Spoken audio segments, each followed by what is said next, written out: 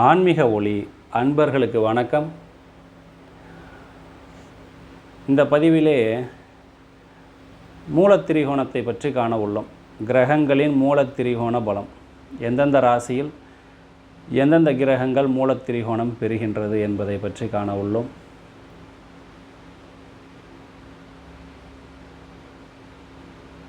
ஆட்சி பலத்திற்கு சற்று அதிகமான பலம் மூலத்திரிகோண பலம், உச்ச பலத்திற்கு சற்று குறைவான பலம் மூலத்திரிகோணம். ஆக ஆட்சி பலத்திற்கும் உச்ச பலத்திற்கும் இடைப்பட்ட பலம் மூலத்திரிகோண பலம். ராசி மண்டலங்களிலே கிரகங்கள் அடையக்கூடிய நிலை நீச நிலை, பகை நிலை, நட்பு நிலை, ஆட்சி நிலை, மூலத்திரிகோண நிலை மற்றும் உச்ச நிலை. இந்த 6 நிலைகளை கிரகங்கள் வான்மண்டலத்திலே அடைகின்றது. குலவிய மூலத்திரிகோணந்தானே கூறிடிற் சிங்கமே ரவிக்காம், நிலவினுக்கிடபம் ஆடு சேய்க்கென்ப நிகழ்த்திடும் கண்ணியே புதர்க்காம், விலகிய வில்லே பொன்னினுக்காகும் வெள்ளிக்கு கோலென விளம்புவர், நலமறு சனிக்கே மகரமதாகும் நறுமணம் கமழ் குழன் மாதே என்று இந்த பாடல் முடிகிறது. அதாவது சிங்கமே ரவிக்காம், சிம்ம ராசியிலே ரவி என்று சொல்லப்படுகிற சூரியன் மூலத்திரிகோண நிலை பெறுவார். என்னுடைய உச்சபாகை ரகசியங்கள், கிரகங்களின் உச்சபாகை ரகசியங்கள் என்ற காணொளியிலே எந்தெந்த கிரகங்கள் எந்தெந்த ராசியில் எந்தெந்த பாகை வரையில் மூலத்திரிகோண பலத்துடனும் எந்தெந்த பாகை வரையில் உச்ச பலத்துடனும் எந்தெந்த பாகை வரையில் ஆட்சி பலத்துடனும் இருப்பார்கள் என்று விரிவாக கொடுத்துள்ளேன். சந்தேகம் இருக்கும் அன்பர்கள் அதை பார்த்து தெளிவு பெறும்படி கேட்டுக்கொள்கிறேன். ஆக சிங்கமே ரவிக்காம், சிம்ம ராசியிலே சூரியன் மூலத்திரிகோண பலம் பெறுகின்றார். நிலவுக்கு இடபம் ரிஷபம் என்பதைத்தான் இங்கே ரிடபம் என்று குறிப்பிட்டிருக்கிறார்கள். ஆக ரிஷப ராசியிலே நிலவு என்று சொல்லப்படுகிற சந்திரன் மூலத்திரிகோண பலத்துடன் இருப்பார். ஆடு சேய்க்கென்ப, ஆடு என்றால் மேஷராசி, சேய் என்றால் செவ்வாய். செவ்வாய்க்கு மேஷம் விருச்சகம் என்ற 2 வீடுகள் இருந்தாலும் மேஷத்தில்தான் செவ்வாய் மூலத்திரிகோண பலம் பெறுகின்றார். அடுத்து நிகழ்த்திடும் கன்னியே புதர்க்காம், கன்னி ராசியிலே புதன் உச்சகதியும் பெறுவார் ஒரு குறிப்பிட்ட பாகை வரையில். அடுத்து மூலத்திரிகோண பலத்துடன் இருப்பார் ஒரு குறிப்பிட்ட பாகை வரையில். அடுத்து ஆட்சி பலத்துடன் இருப்பார் கன்னி ராசியிலே. ஆக மொத்தம் 3 நிலைகளை அடைகின்றார் புதன் கன்னி ராசியிலே. உச்ச பலம், மூலத்திரிகோண பலம், ஆட்சி பலம்.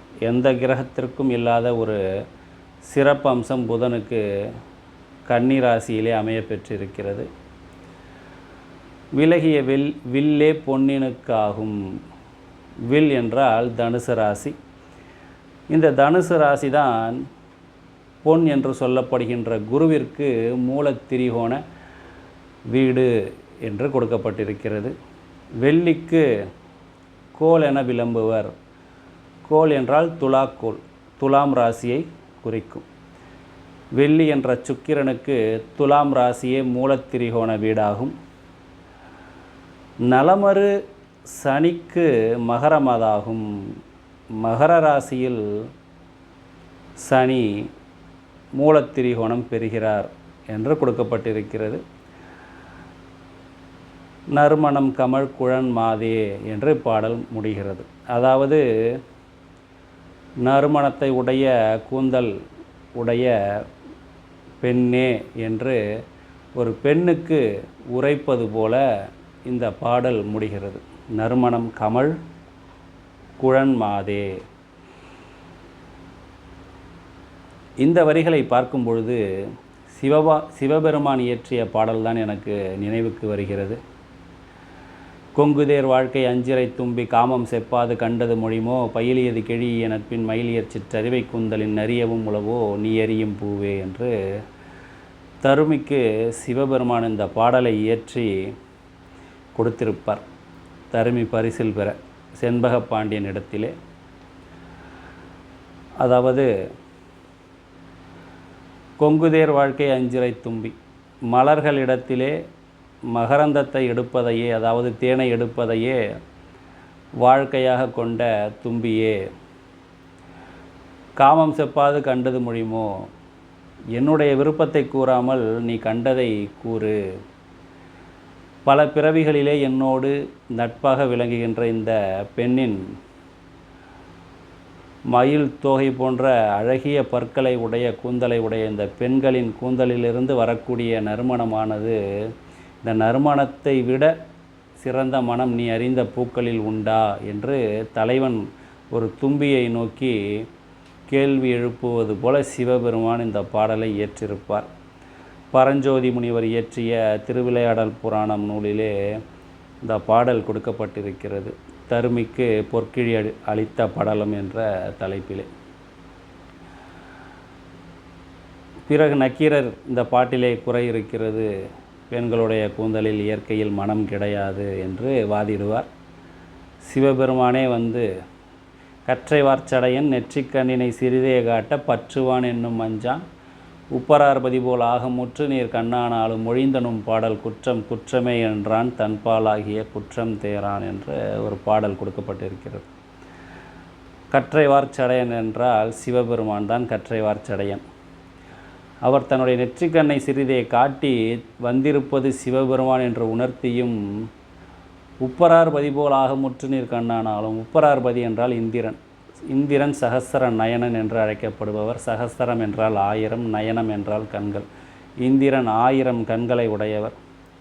நீ நெற்றிக்கண்ணை அல்ல, உடல் முழுக்க இந்திரனைப் போல் கண்ணாக்கி காட்டினாலும் மொழிந்தனும் பாடல் குற்றம் குற்றமே என்றான் தன்பாலாகிய குற்றம் தேரான் என்று நக்கீரனை பற்றி கொடுக்கப்பட்டிருக்கிறது இந்த பாடல். அன்பர்களே, 100 பதிவுக்கு மேல் நான் வெளியிட்டிருக்கின்றேன். அதில் குறைந்தது 90 பதிவுகளிலே முனிவர்கள் இயற்றிய பாடலை குறித்தே கருத்துக்கள் அமைந்திருக்கும். என்னுடைய சொந்த கருத்துக்கள் சில பதிவுகளில்தான் இருக்கும்.